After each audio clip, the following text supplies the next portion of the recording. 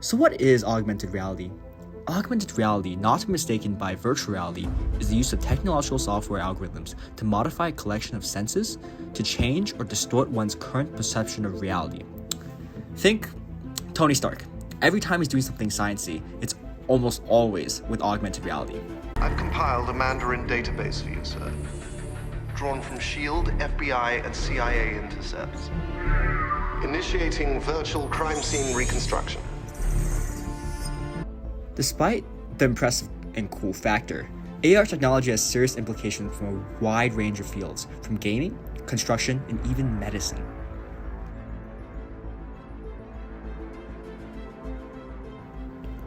Although AR seems to be quite new technology, it's actually pretty old. The first AR that ever existed was a machine known as Sensorama, a large arcade-like device that simulated multiple senses. There's been widespread optimism about technology and depiction in popular media ever since.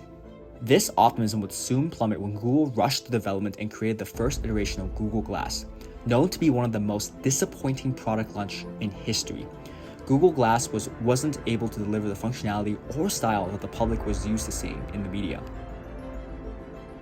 But fear not, because even if Google isn't able to make something cool, we all know that there's one company that will always be able to make anything cool: Pokemon. After the release of Pokemon Go, the game was such a success that politicians would use its name to encourage voters to vote. Researchers would argue that the game led to a significant increase in social disruptions and vehicle accidents. And there was simply a huge increase in idiots doing things like this. I got it! What are you doing in my yard? There's a Pokemon here, man. I'm trying to catch it. Yeah, hi. I think there's a Charizard in your kitchen somewhere, or maybe in your kids' room. If I can just check. 84 in St. Pete right now. Got a Pokemon? She's looking for Pokemon right now. After Pokemon Go proved that AR is an effective technology in the consumer market, big tech companies have poured billions of dollars in AR research and development. There are three main applications of AR that are currently being implemented: gaming, shopping, and smart glasses. Example of a successful gaming company using AR is Tilt5. They're a tabletop game company that uses AR headsets that are already on the market. Although the technology is still maturing and the impact still limited, the existence of these games through AR demonstrates the viability of AR gaming. This doubles for VR gaming as well, as many of these technologies are linked. If you shopped for furniture recently, either through Amazon, IKEA, or some other big furniture company, you probably know that you can actually place and try out certain tables, chairs, and desks right inside your room. But did you know that people are currently working on not just placing furniture, but also kitchen appliances, lamps, home decor, and even clothing? That's right. Think about it. In the future, you could literally try on clothes virtually. Crazy. My, how times have changed. From the insane hype from Google Glass to the massive disappointment, and back to the same, if not more reserved hype from competitors like Apple, Microsoft, and Facebook, who all have plans of making some sort of smart glass utilizing AR technology. Many rumors have been circulating, but the common consensus for the release of the Apple Smart Glass is 2022 or 2023. Although, this timeline may have been shifted a bit due to COVID. Even excluding these big companies, there are already smart glasses out in the market. Mainstream acceptance of these devices will probably not occur until one of these giant companies decides to make their own version.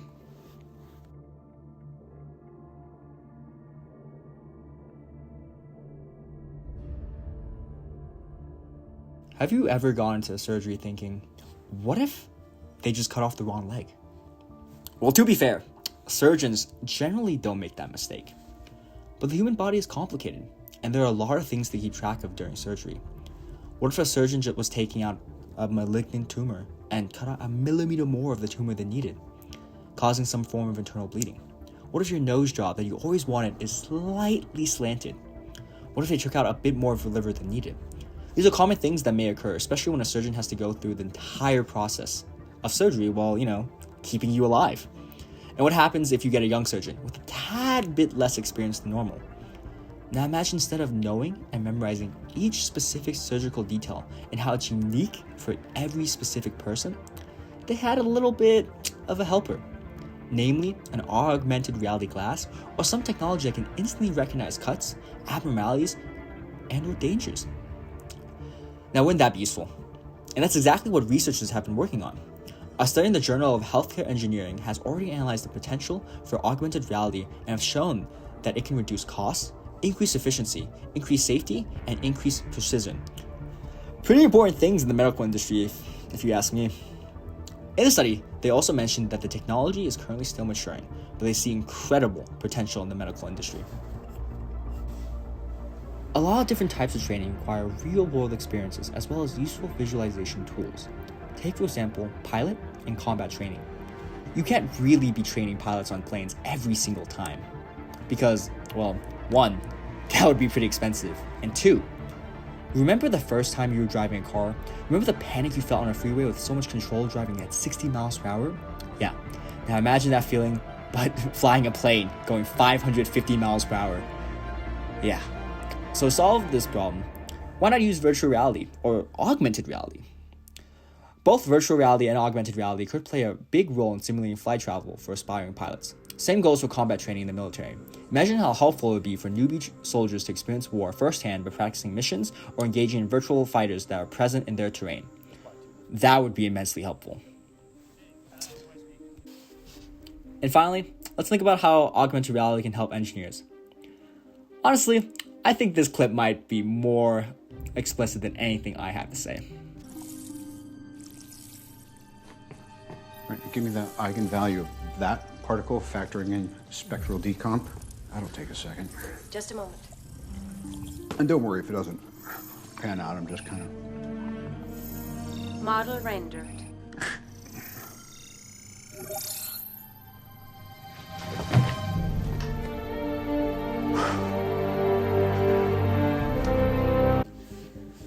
And of course, the thing that started it all, gaming. Imagine a world where your PS5 won't hook up to your computer, but instead create an immersive gaming experience in your living room. And this isn't really that far off in the future either. Think about the Wii, which was released in 2006. Wow, how revolutionary it was to be able to sense changes with a motion remote. A similar process can be used for large sensors around the room to detect your body movements, like in Xbox Connect. And translating that to interacting with an audio and visual world around you, it's not a matter of if, it's just a matter of when.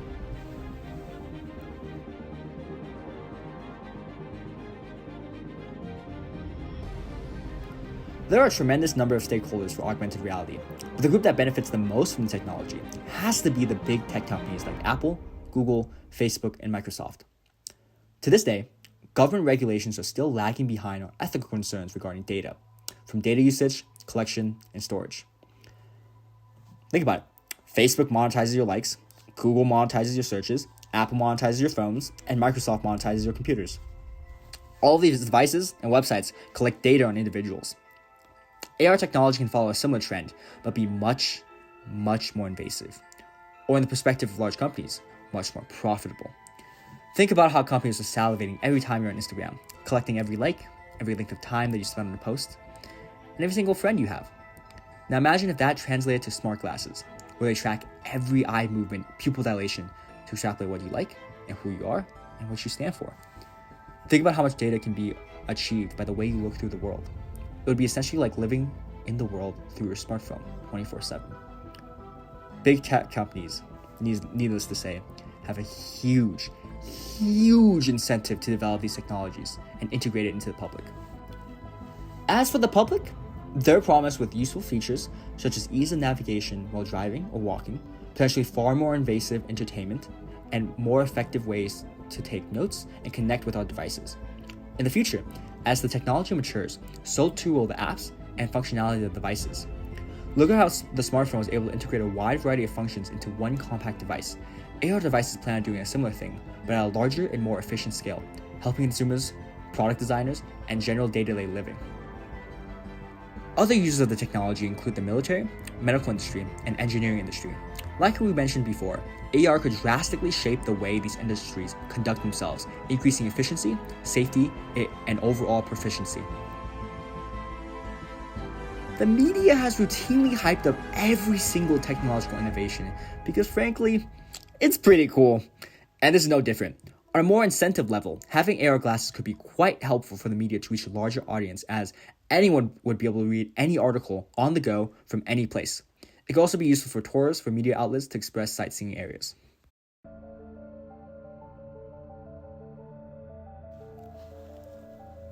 Sadly, there are a number of ethical issues related to the use of AR, particularly mass popularized AR in the form of AR glasses similar to what we have on our smartphones.